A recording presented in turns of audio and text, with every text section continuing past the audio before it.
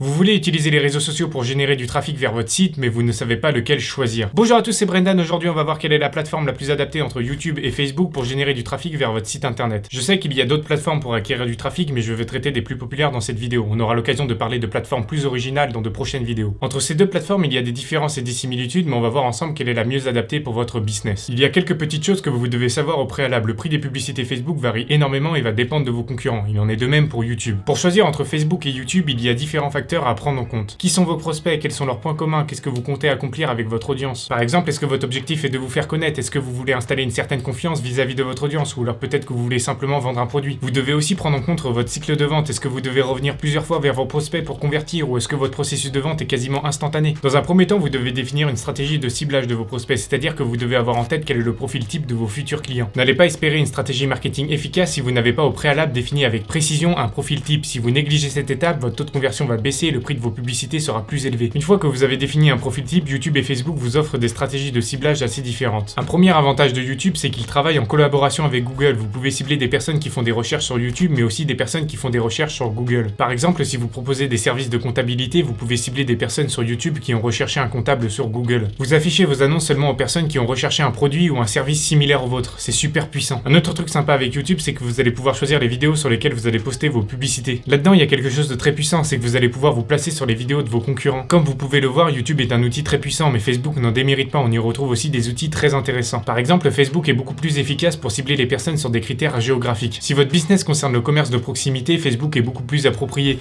Si vous voulez cibler un âge précis, Facebook est aussi beaucoup plus approprié. Sur YouTube, il y a aussi la possibilité de cibler en fonction de l'âge, mais ça va être une tranche d'âge, alors que sur Facebook, c'est vraiment un âge précis. À titre d'exemple, si vous proposez des cours de soutien pour des lycéens, vous allez beaucoup mieux réussir avec Facebook. On en a déjà parlé dans d'autres vidéos, donc désolé pour les anciens, mais pour les nouveaux, ce réseau social peut aussi cibler en fonction des centres d'intérêt. Si vous savez que votre public suit une certaine personnalité ou pratique une certaine activité, vous allez pouvoir cibler avec précision ces personnes-là. Maintenant, j'aimerais bien aborder un deuxième point qui est super important, c'est votre objectif vis-à-vis de votre audience. Est-ce que votre objectif, c'est d'atteindre une certaine notoriété, de faire connaître votre marque ou tout simplement de faire passer à l'action votre audience? Ce critère est essentiel pour faire votre choix entre les deux plateformes. Si votre objectif est simplement de vous faire connaître, il sera beaucoup plus facile de bâtir une audience sur YouTube. Les personnes sont là pour regarder des vidéos, vous n'êtes donc pas un élément hors du cadre. Par contre, c'est beaucoup plus compliqué sur Facebook. Quand vous êtes sur Facebook, c'est juste pour scroller le fil d'actualité, vous n'êtes pas là pour regarder des vidéos, et encore moins une vidéo quand c'est une publicité. Alors certes, pour contrer ce problème, YouTube a mis une petite fenêtre avec un bouton d'appel à l'action, mais c'est pas aussi efficace que sur Facebook. Pour vous donner un ordre d'idée, auparavant sur YouTube on tournait autour des 0,2% de clics.